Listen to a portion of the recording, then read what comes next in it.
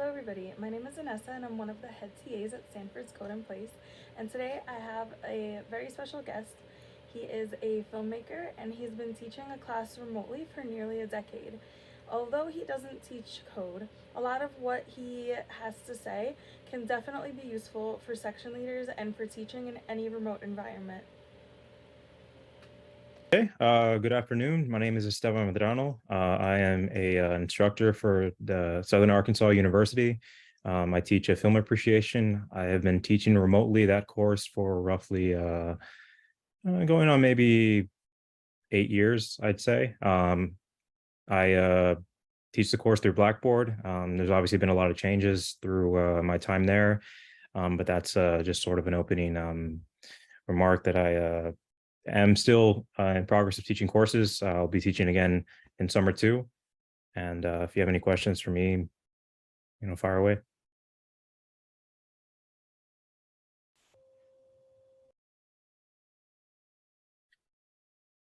Okay, so my background is in communications. I got my uh, bachelor's degree at Texas A&M Kingsville, and I got my master's at University of North Texas in film production, um, and my MFA, I mean.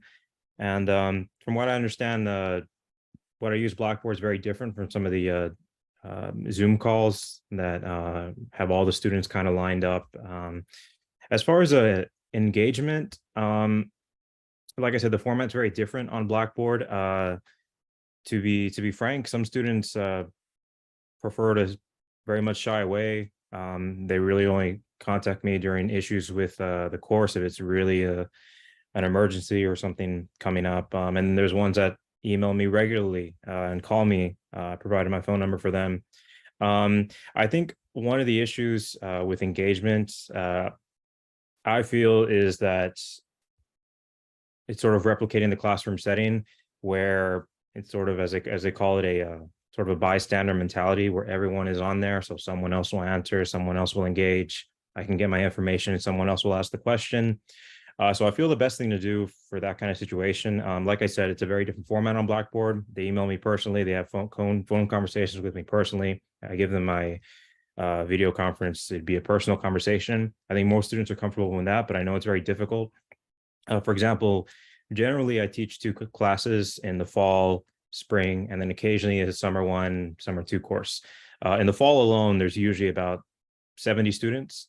So realistically, there's only so much balance that's going to occur. I mean, some students, they don't even put a profile picture for their university assigned email, and it's just their choice. I feel the best thing in that situation to do is to one of the things I do in my course that requires, it's sort of a requirement engagement, is I require what's called a film blog. It's incredibly easy, where I have a separate page within Blackboard. And the assignment is to, given the course's film appreciation, is to write about really an open-ended, maybe 100 words, 200 words of what film has impacted you. Not regarding this class, I mean just how you view film, what films that are have impacted you, what you think of film. It could be anything. Maybe it's just taking the courses, maybe not really something that, I mean, some people take the course just because that's the elective that was available and they needed to graduate, and that's completely understandable. But having that requirement is also included that you have to give at least 2 responses to each student. And almost every semester with that assignment, nobody puts in their blog until maybe halfway, sometimes even 2/3 of the way through the semester. And once the first couple ones in, I actually provide a sample blog for what to expect. I just tell them not to overthink it. It's really the purpose is to get some kind of engagement going. And usually at that time, okay, they see what someone else did, they'll respond, and then all of a sudden they kind of know each other better. The responses get a little bit longer as the semester goes on. But see, it's kind of just, I feel the biggest issue is kind of that first step, um, that first like push where it's a requirement, but make it as easy as possible for the student to engage. Don't give them something where engaging the requirement is something that's very specific. Like I said, the first kind of door opening to them actually posting something on behalf of other students, I feel is one of the best ways to get started, even before the Zoom call, because even though they're there presently, like I said, you're requiring them to individually submit something that's pushing them to engage with the course and the other students. And from there, then I start getting more phone calls and things like that. And so I feel that's kind of an important first step. That's just my experience. And again, some students are very withdrawn, and sometimes they'll just put in their blog or their assignment, and they'll do great in the course, and they'll just move on from there. But yeah, that's my personal solution to that issue, is sort of like this sort of mandatory engagement that's very, very loose. It's honestly an easy A. It's not worth a whole lot in the course, but it does sort of, I guess, get the ball rolling as far as like, hey, this is a online course. You can't just kind of be hiding in your shell the entire course. There's some level of engagement that you're pushed to do, and usually afterwards there'll be more engagement. Like I said, once that first barrier is taken down. So that'd probably be my experience with that.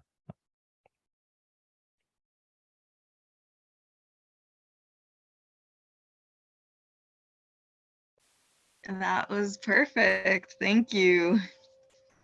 I'm sure that'll help the section leaders with their teaching, since a few of them were asking for help with engagement. Yeah. Like I said, I know it's just remote. I know the class isn't I don't even know what they're teaching. I don't really know anything about what's happening with these individuals looking to. But like I said, I've been doing this for about 8 years, and sometimes that was really something early on. I noticed. I mean, look, first year, not that you're not qualified, but obviously the first year is a little bit of a trial and error. Um, Even minor things, I noticed, like in my timing, if I post something too early or too late, that usually leads to hurting the class. If I post assignments too early, it's like, when are you going to post this? Can you post this now? And they jump the gun, and it's like, oh, can I take it again or whatever? You just have to keep in mind that even though you have all the assignments kind of in the chamber, they're not really waiting for like the next class. So some of them are going to be antsy, some of them are going to do everything last minute. But I think it's good to just have a pretty rigid schedule as far as like assignments, and that usually I think also encourages more engagement, as opposed to, for example, there's like 8 quizzes in my courses. If I were to post 4 of them the first 2-3 weeks, I mean, it just what you want to make the other students feel like they're all kind of in the same boat, not anyone getting too ahead, not getting too behind. And a lot of times there'll be like a lot of the same questions, but at least that's, to me, is engagement, So again, that's just from my experience, but I think the blog idea, I think it's very helpful. I think that's sometimes the only time the student engages at all. I mean, it's really their choice. If I don't know how these other instructors are, but you can't force a student to turn on their camera. You can't force them to have any kind of, a lot of, like, some of them will just do the bare minimum, but just the fact that there's an assignment where they have to at least contribute something personally, and the other students see it, I think is sometimes all you really need to do to get kind of that going, as far as like engagement and them having some I guess more than just a course with as you would sort of for example, like a TABC test or something, where it's just like the questions come up and you read the book and stuff, and it just kind of is a little bit of a difference to let them know that this is it's still a university course. It's not just a just an online test thing. So yeah, I guess that would again, I it's just the personal decision that I make for the course. I don't know how that would be applied to other courses, as far as like for example, my course is an appreciation course. And it's a very relatable course. Everybody has seen films, everybody at least has some opinion of them. So you just have to sometimes sort of start from the very foundation of whatever course it is. It's like, okay, what do you think all students will have some, at least the relationship to the course, even if they're not interested in the course itself? You have to start from there. So Yeah, for sure. We have people coming in that already know how to code maybe in a different language, not Python. And then since they're learning Python, and then there's also students who come in never having seen a line of code. So that was me in 2020 because I was a student in this class. So there's also a little bit of a situation of having different levels in the same class sometimes. Um, is there anything you can say about that kind of situation or what you might suggest to the section leaders?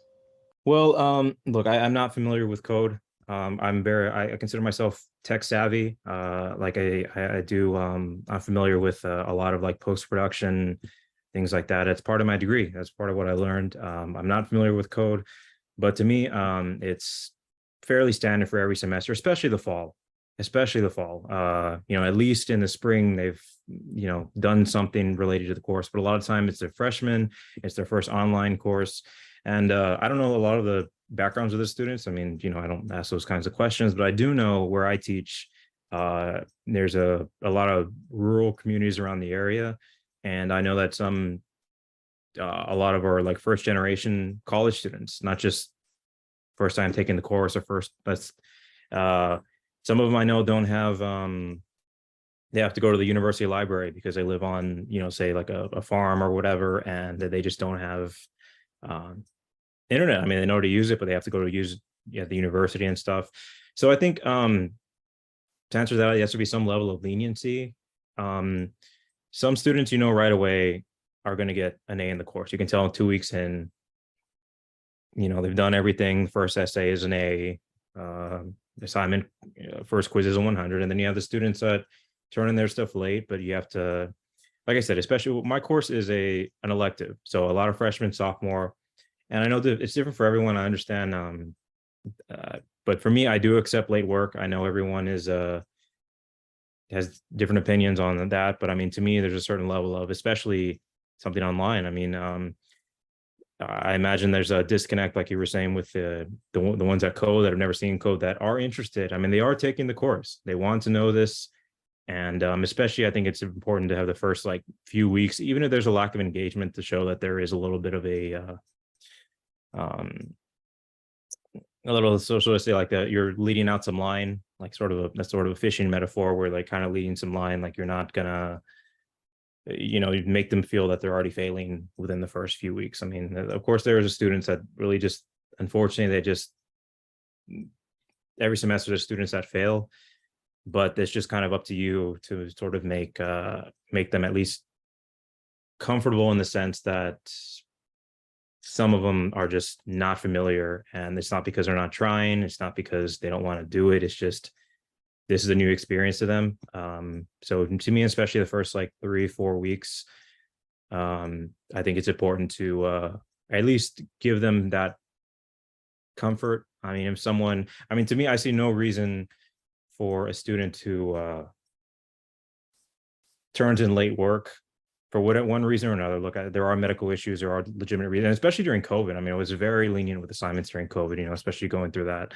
I know students were like having sick family members and that, but of course I can't confirm any of this. So it's a very much a judgment, how much leniency you want to give that. But to me, I've always felt that, if a student turns in an essay or turns in an assignment, I guess, like to relate to this premise of this, late or poorly or very, a mediocre turn in, to me, I think that student deserves more credit than a student that didn't do the assignment at all. So I know some people, it's like, oh, it's late, we're not accepting it. But to me, I don't think that's really fair. I think, you want to at least somewhat meet the student halfway, if they are trying, if they are willing to learn, and just accept that there's going to be mistakes. There's some students that I swear that they're sending in like essays that the level I was writing at when I was at my master's. I mean, they just are good writers and things like that. But I mean, just because they're blowing the class out of the water, so to speak, I mean, they're very prepared. That's not every student. So I think it's just good to understand going into the course what your expectations are, what you're willing to allow, what you think is fair. Just be familiar with what you're teaching. Not in the sense that you don't know what you're that you don't know your field, but just know what you're teaching in the sense that a student is coming into it not knowing you, some of them not knowing the programs, not knowing the expectations, having to maybe download new programs. There are legitimate reasons why students, especially like early on, will struggle. But if it's still within the means of what you consider acceptable, where, and to me, like I was saying, a student is trying, you know, especially early on, like one of the, I'll give you an example. Like I have very few high percentage assignments at the beginning of the semester. You're still kind of feeling out, they're feeling out what the class is. Some of them are still having issues with, you know, exactly how to use Blackboard. I mean, so not only have they never taken an online course, they've never used Blackboard, and they've never gone to college. They right, because I'm out of high school. So I try not to assign anything like too pressing where it's such a huge hole in their grade that they can't recover from it. And to me, that's what I'm saying. Like you just have to give some level of not necessarily leniency, but just some understanding of a student having to not only learn um the course, but also get used to being you know, in a remote setting. I mean, to me, for a lot of students, that's half the battle. Just, and see, that's where the to me the instructor comes in to have that level of uh that level of understanding where it's like they're not just trying to learn the course. Like for example, coding, they're not just learning coding. Some of them have social interaction issues, or some of them are going through personal issues, or uh they just don't understand what is needed beyond, you know, the X's and O's of the course. So I think it's very important early on to do everything you can to make them comfortable, as far as you know, not pushing too hard at the beginning. And of course, it builds up to, you know, longer essays. In my case, longer essays, more difficult quizzes. But I think early on, I think it's important that they at least have enough time to be comfortable with the, I guess, the setting of the course, not just the course itself. Because, like I said, I mean, a lot of them are fighting, learning how to interact and learning how to be remote and learning the course. So I just think a little bit of wiggle room is important. And I think you see the results. I mean, in my case, I see the results very quickly. Some students are struggling very much at the beginning. But once they kind of get it down, just knowing that they had a little bit of a lifeline to make those mistakes and still recover. Um, you know, so I think that's important as far as a remote teacher, that not everyone's as tech savvy as you. So, and even if they know the material, like I said, the technology is a little bit still a battle. So this is still a fairly new thing.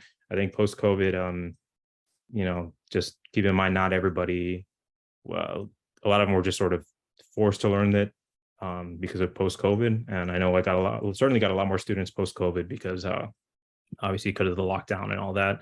But I was getting students that had never taken an online course, that barely knew, you know, tech stuff. And it's just, I mean, that's the responsibility of the instructor to at least put them in a position to succeed, knowing that it's not just, they're not just trying to learn the course, they're also trying to adapt to the new learning environment. So.